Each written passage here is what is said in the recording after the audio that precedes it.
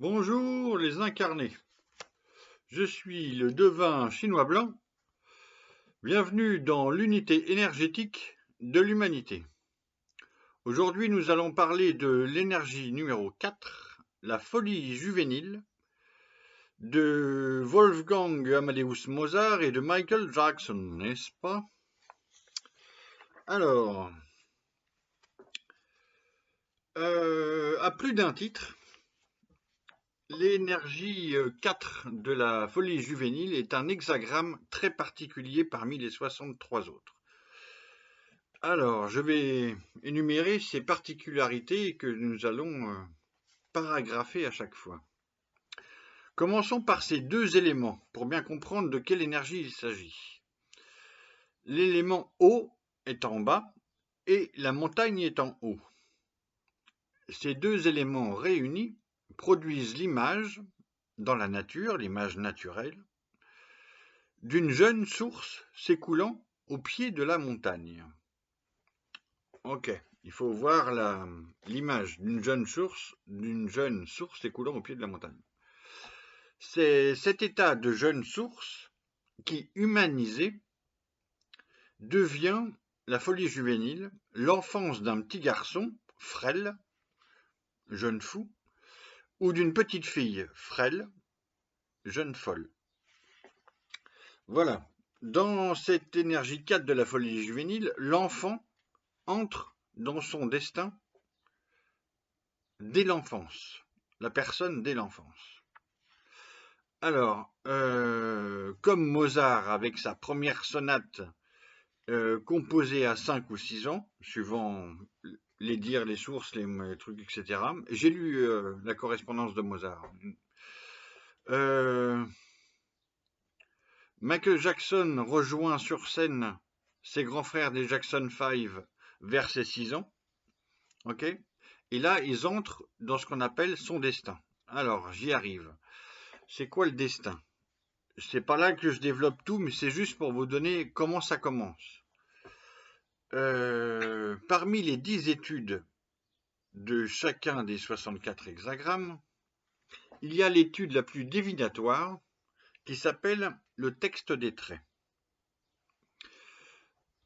Dans le texte des traits permet de suivre l'évolution de la personne à travers 6 tranches de vie, 6 tranches d'âge, que l'on peut appeler aussi son destin dans le déroulé ou sa destinée.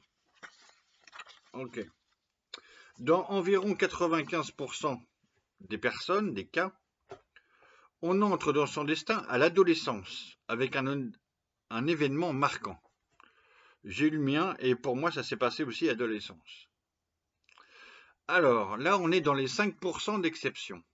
J'ai déjà mentionné, à l'hexagramme 1, le créateur, qui est déjà les 5% d'exception où le destin s'énonce dans le texte des traits dès la naissance, voire dès la conception. Cette énergie 4 de la folie juvénile fait donc partie des 5% d'exception, car le destin s'y déclenche pendant la petite enfance, comme avec Mozart et Michael Jackson vers les 5-6 ans. Alors, Michael et Wolfgang Amadeus ont aussi d'autres points communs, il y en a plein. Là, je survole, franchement, j'approfondis pas. Ça vaudrait presque une biographie comparée, même avec Dimash. C'est passionnant. Les parallèles sont passionnants. Donc, ils ont eu tous les deux un père autoritaire. Donc, le père de Mozart, on le découvre dans sa correspondance, entre autres, c'est le principal support de ce qu'on a de Mozart. Enfin, principal. Après, les musiciens vont dire que c'est des compositions, forcément. Léopold était autoritaire, mais pas violent. On voit son empreinte marquante. Forcément, c'est lui qui lui apprend la musique, les professeurs de musique. En plus, pour Mozart, il y a Nannerl, il y a la grande sœur qui est aussi prodigieuse au piano. Enfin, pas au piano, c'est au clavecin. Mais enfin bon. Sauf que Mozart, lui, est 2 fois génial. On va voir ça. Donc Léopold était un père autoritaire. mais pour Mozart, mais le père des Jackson 5 était plus qu'autoritaire, il était violent. Michael Jackson en a parlé, les Jackson 5 pleuraient de leur père violent. Ok, je développe pas. Dans cette énergie très particulière de l'hexagramme 4 de la folie juvénile, l'étude du jugement formule, que si vous interrogez les oracles du Yiking plusieurs fois avec la même question, autrement dit, vous faites injure aux oracles, vous n'avez pas confiance en eux ni en vous, du coup, les oracles vont vous répondre par la présence de cet hexagramme 4, la folie juvénile. Comme un ordinateur où vous répondez autrefois syntaxe error. Ok? C'est la même chose, c'est comparable en tout cas. Dans cette énergie, je continue, très particulière, 4, la folie juvénile, il y a aussi l'étude de l'idéogramme, celle qui permet d'écrire en chinois la folie juvénile, c'est l'idéogramme Meng, qui parle aussi de la cécité, qui parle de plusieurs choses dont je ne développe pas, et qui parle aussi de la cécité. Et là, ça m'a ouvert une porte intéressante, mais que j'ai pas complètement approfondie, parce que j'ai déjà plus de 400 devinettes et qu'il faut faire des choix, que j'en ai fait énormément. Donc parmi les personnes vivant ou ayant vécu dans cette énergie, j'ai deviné aussi l'énergie de Ray Charles, le grand chanteur, musicien américain qui nous a quittés il n'y a pas très longtemps, qui a souffert de la cécité depuis son enfance. Il est devenu aveugle à l'enfance, il me semble. Faudrait que je vérifie tout ça, mais je crois que c'était ça. Il y a un très beau film sur lui, je crois. J'ai dû voir ça aussi. J'ai eu l'intuition que Stevie Wonder et notre Gilbert Montagnier national avaient la même chose, vivaient aussi dans cette énergie 4 de la folie juvénile et qui souffraient aussi, eux, de la cécité, chacun à sa manière, dès l'enfance ou dès la naissance. Mais je n'ai pas effectué, pour Stevie Wonder et Gilbert Montagnier, je n'ai pas effectué le travail de confirmation nécessaire, c'est donc resté à l'état d'hypothèse. Voilà. Si peut-être que je le ferai plus tard, ou peut-être que vous pouvez le faire aussi. Parmi les personnes vivant dans cette énergie 4 de la jeune fou, j'ai deviné aussi Dimash Kudenbergen, un chanteur célèbre depuis sa plus tendre jeunesse, fils de parents chanteurs et chanteuses, et un génie du chant, de la danse et de la musique, comme Mozart et Michael Jackson. Et d'ailleurs, il adore Mozart et il adore Michael Jackson. Il a une culture musicale complète qui va du classique au plus moderne, etc.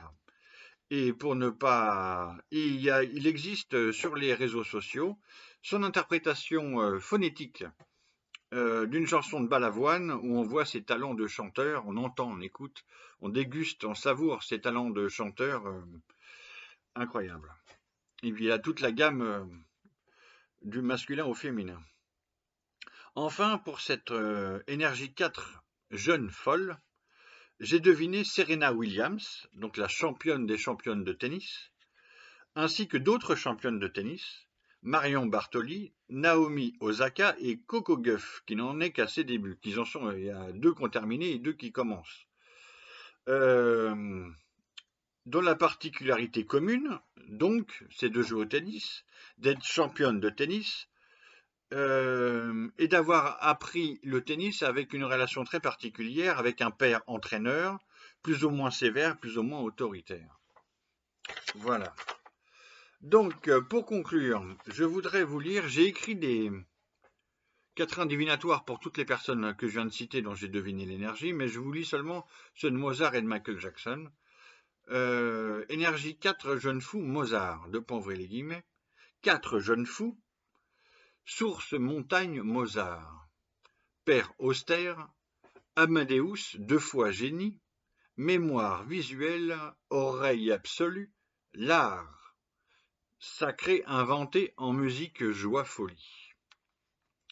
Énergie 4 pour Michael Jackson.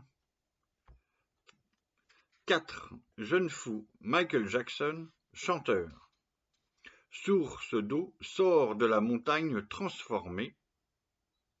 père autoritaire, les Jackson 5 en pleurs, le plus grand artiste de son temps, danseur né.